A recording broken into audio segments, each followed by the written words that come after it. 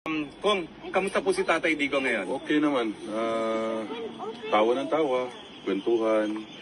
Pinapaabot niya sa Pilipino na he loves his country and the Filipino people and he will remain na utusan ninyo. Galing pa sa tatay niya raw, sa kanya, hanggang sa aming mga anak. Yun yung gusto niya paabot sa inyo na kami ay forever, ang pamilya namin, maging utusan ng mga Pilipino. Sabi niyo, tumatawa siya. Ano yung pinagtatawanan niya kanina? Mga jokes namin sa pamilya. Okay, okay. Ano ho, may mga special request ba siya or... Yun, pajama.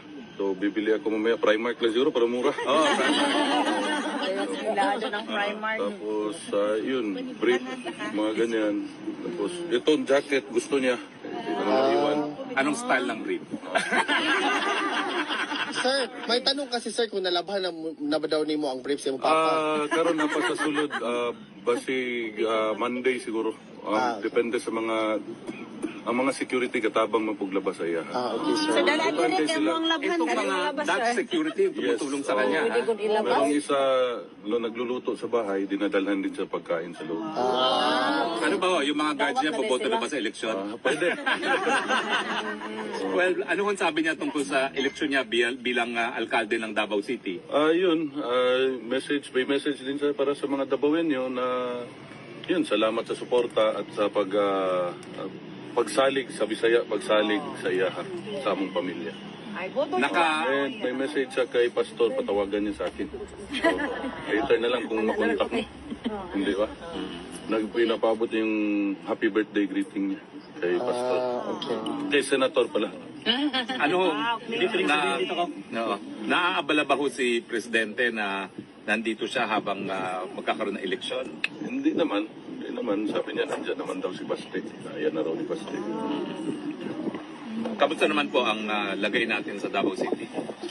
Ako? O siya? Yung buong pamilya. Yung buong pamilya Duterte po. Sana okay lang. Sana okay lang. Ano ba ho? Meron ba tayong kailangang katakutan sa mga katunggali natin sa politika sa Davao? Ayan, wala akong... Yan, hindi ko alam. Ito, ang Panginoon na bahala sa nila. Tapos tinatanong niya kung may maganda dito. Sabi ko, marami. Ganda sir, may Norway ganda, may German ganda. Sa pagkain po, okay na ba ho yung pagkain? Okay naman. Meron nga yung isang security linulutuan siya. Dinulutuan din siya. Dinadalan. Mababait sila lahat. Ako na maglabas. Mabuti naman. Napasyadan ako maglaba nga Coke Zero. Padala lang namin. Ngayon, nasa siya? Nasa medical. Sir, may nalaman ba ni Tatay Digong sir na may 20 pesos rice na daw ngayon na... Kung istoryahan. Kasi Tumawa naman po. Tumawa. Sabi ko, legalize vote buying. okay sir. Correct. Sabi ko, bakit pildihono na sila sa Visayas? Maliban sa Bot Street PDP Kong plus 2, wala nang dinagdag. Wala naman. Pasalamat lang siya sa taong bayan. Pag humana na sa Parati niya eleksyon, ibalik-balik. Hanggang kailan po kayo dito sa Dahig? Secret. Sige. Nandito ka, may Korean beef nandito. Nako, baka mamaya kasi laki na tayong dalawa ko. Ano na lang to, mensahe sa mga Pilipino, buong sanlibutan na patuloy na sumusuporta sa pamilyang Duterte.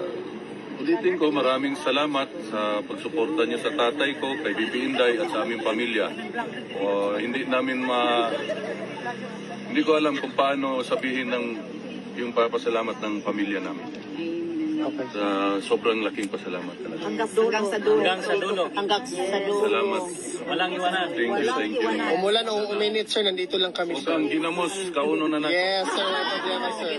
Sir, anong na ba kay message sir sa mga kababayan nato na naghulat o nagtanaw karon sa Pilipinas sir? Sa umaabot na election or sa among suporta na unwavering dedication sir?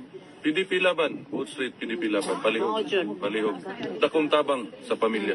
Thank you sir. Sigaw ng taong bayan, Tatay Digong! Bring him home! Bring him home! Bring him home! Bring him home! Bring him home! Bring him home! Thank you sir. Sige sir. Salamat. Wala problema sir.